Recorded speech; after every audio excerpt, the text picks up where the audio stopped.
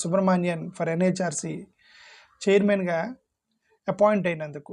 First 1996లో పెట్టారు NHRC, national human rights commission. అప్పటి నుంచి ఇప్పటికీ ఒక 9 మంది అయ్యారు. అందరూ కూడా బ్రాహ్మణ్సే ఉన్నారు.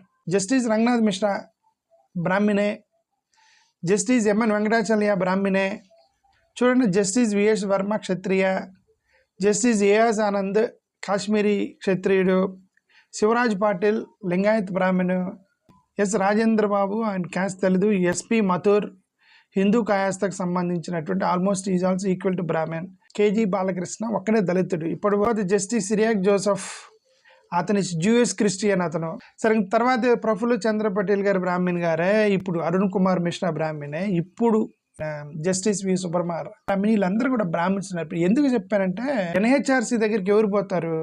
ఇదిగోండి మాకు న్యాయం జరగాలి కానీ న్యాయం జరగట్లేదు. పోలీస్ స్టేషన్లో కేసు పెట్టినా కేసు ఫైల్ అవ్వట్లా, పోలీసులు మమ్మల్ని హింసిస్తున్నారు, ఇదిగో కస్టోడియల్ టార్చర్ చేశారు, అక్రమ కేసులు ఇరిగిచ్చారు, నైట్ అంతా ఉంచి కొట్టారు మమ్మల్ని, లేదని మా ఊరిని చంపేశారు, బయట పెట్టట్లేదు, కిడ్నాప్ చేశారు, బయట ఈ కేసులన్నీ కూడా ఇవే ఎన్హెచ్ఆర్సీకి వెళ్ళేది.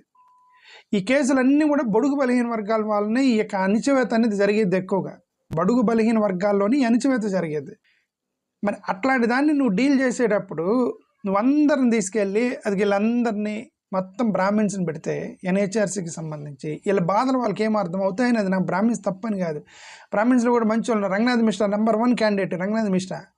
ఫస్ట్ తనకి ఒక దళిత కమ్యూనిటీలో జరిగేటువంటి ప్రతి ప్రాబ్లం అతనికి తెలుసు, ఎందుకంటే రీసెర్చ్ చేశాడు అతను.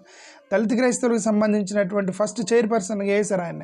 Given extraordinary report to the government of India. ప్రతిసారి ఇప్పుడున్న వరకు చీఫ్ జస్టిస్ మొత్తం కూడా నో మైనారిటీకి సంబంధించిన రిలీజన్కి సంబంధించి మొత్తం కూడా హిందువులే ఉన్నారు.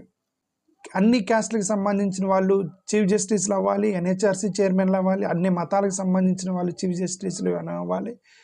అండ్ మోర్ ఓవర్ ఇట్లాంటి కేసులు మొత్తం కూడా మార్జినలైజ్డ్ కమ్యూనిటీస్కి సంబంధించిన వాళ్ళే ఉంటారు కాబట్టి వాళ్ళని అర్థం చేసుకునేటువంటి వాళ్ళనే మీరు అక్కడ పెట్టాలి తప్ప రికమెండేషన్స్ మనవాడు అని చెప్పేసి ఇట్లాంటి అపాయింట్మెంట్స్ చేయటం అనేది కరెక్ట్ కాదు.